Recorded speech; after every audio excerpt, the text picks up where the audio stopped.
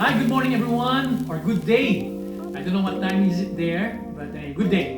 Today I'm going to talk to you about effective feedback as part of my requirement in my doctorate for public administration under the class of Dr. Sara Taupan.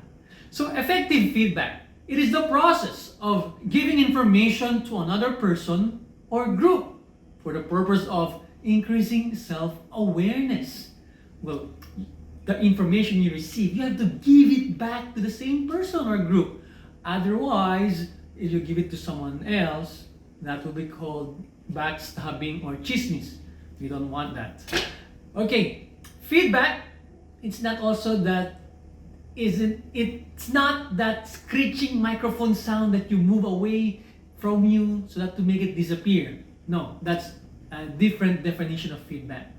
So feedback is a reaction to a product or a person's performance or etc., which is usually used as a basis for improvement, like telling a person to improve his piano skills or speaking skills, etc. So what makes it then effective? It becomes effective when one uses it for the purpose of increasing self-awareness. Like, for example, if I sing a song and you give me feedback by saying that my voice is so horrible, then I yell back at you saying, my voice is perfect. What are you saying? Then I guess we have not reached self-awareness then. Therefore, the feedback is not effective. An effective feedback is one that is given non-threateningly so that it may be received non-defensively. So here are example of forms so that you would understand what I'm saying. So we have different forms. Number one, verbal. Words are voiced out to send the feedback. Like for example, I'm on stage and I play the guitar and then someone from the audience would say, bravo, bravo, what a splendid performance. So that is verbal feedback. Number two, non-verbal is sent through body language. Well, perhaps I'm, singing a song. Then someone from the audience would go like this or make faces like this. That means they didn't like, it gives you feedback that they didn't like my singing. So number three, written. So this tells us that feedback can be in the form of documents, emails, or text messages, or anything that is written to inform me about my performance.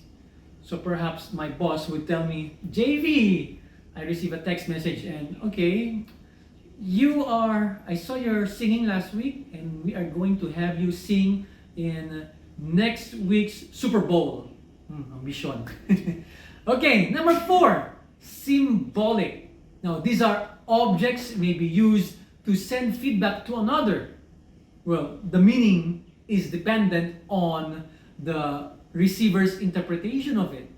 Because if it's a symbol and then you don't understand the symbol, the person receiving the feedback, you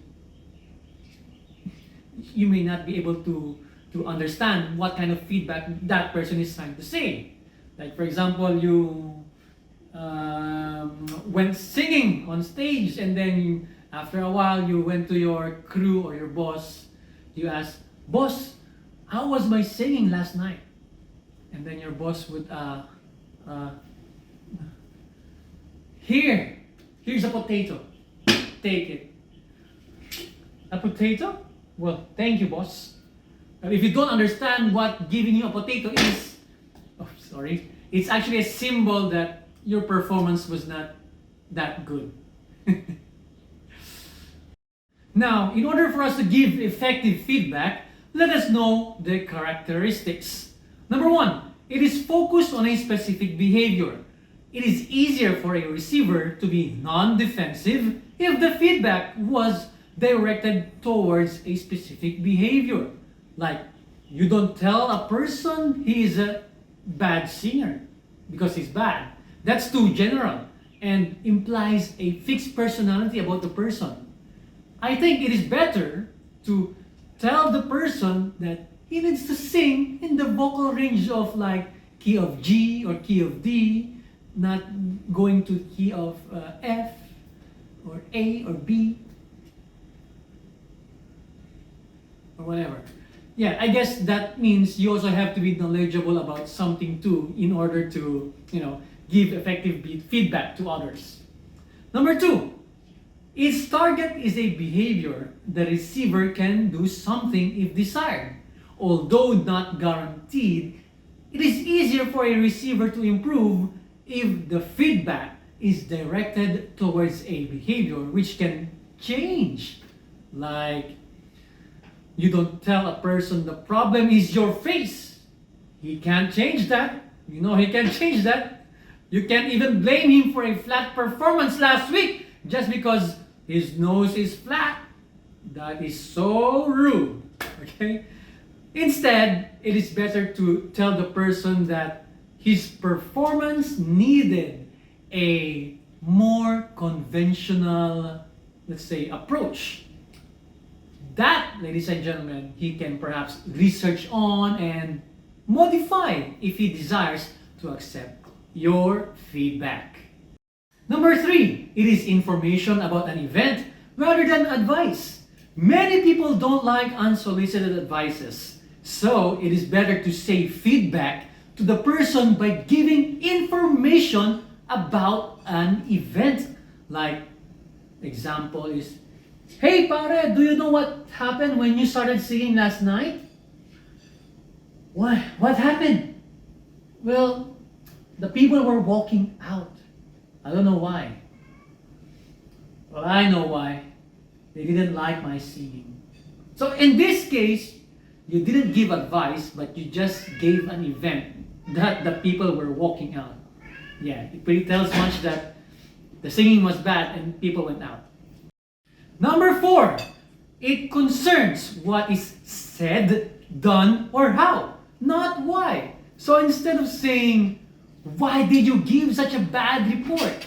it is better to say, "Mr. Alejandro, we need to give, or you need to give us more data as to what you are saying right now."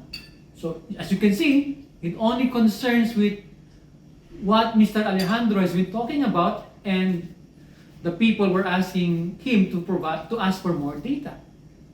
Number 5, it does not overload a receiver with information. Now, giving so much information may not be absorbed. Sometimes it just satisfies the giver of information rather than satisfying the receiver of information. There are people na gusto lang mag talk, because it just satisfies them to keep on talking. Number 6, it is well timed. Generally, immediate feedback is most useful. However, consideration is given to the readiness of the other to receive it. Because proper feedback given at an inappropriate time may just do more harm than good. Number 7, it is checked for clear communication. Feedback can be threatening despite measures to make it non-threatening. So it helps to let the receiver rephrase the feedback in order to check if it corresponds to what the sender intends to communicate. Like, for example, I tell something to a person, I ask him to rephrase it back to me so that I would understand that he gets the idea of my feedback. So, ladies and gentlemen, that's it for effective feedback. And moving on, I am to report about the interactive method, Making Meetings Work by Michael Doyle and David Strauss. So it is a self-correcting method in order to make meetings work by having 4 well-defined roles and responsibilities. And all 4 roles are equally important.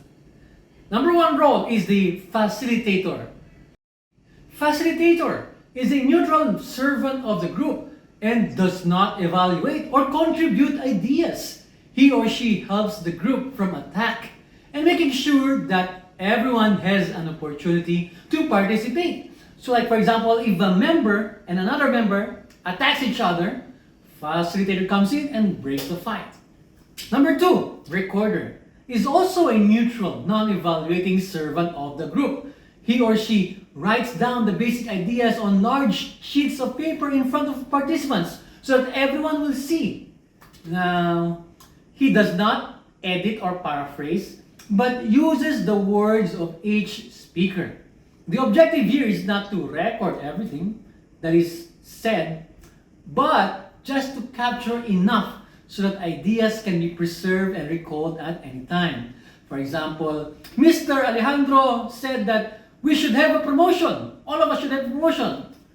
So, recorder writes, Mr. Alejandro writes, everyone should have a promotion from Mr. Alejandro.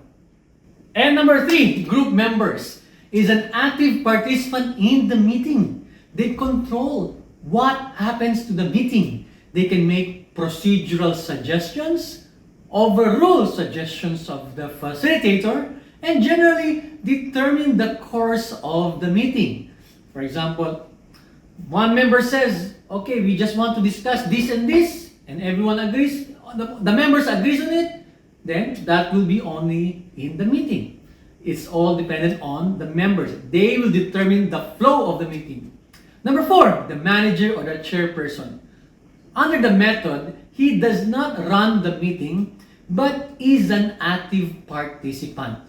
So he doesn't lead, he doesn't, so what does he do? If he doesn't lead, if he doesn't run.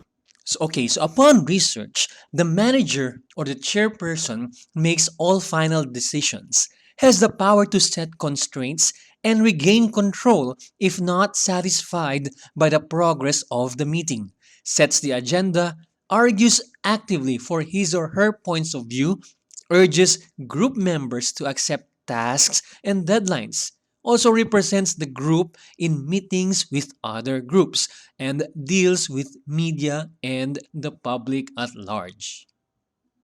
So the interaction method functions like the automatic pilot of an airplane. If the meeting gets pushed off course, the system of rules and responsibilities can correct itself automatically. So if the facilitator steps out of line, the group members and manager or the chairperson will push him back to the line. If the recorder begins to editorialize, the others object. If the manager or the chairperson attacks a group member or vice versa, the facilitator will intercede. So this method is so simple that any group can understand the system and learn to run its own meetings effectively. So ladies and gentlemen, that ends my report on the effective feedback and the interaction method. So thank you for listening and see you on our next semester. Bye-bye.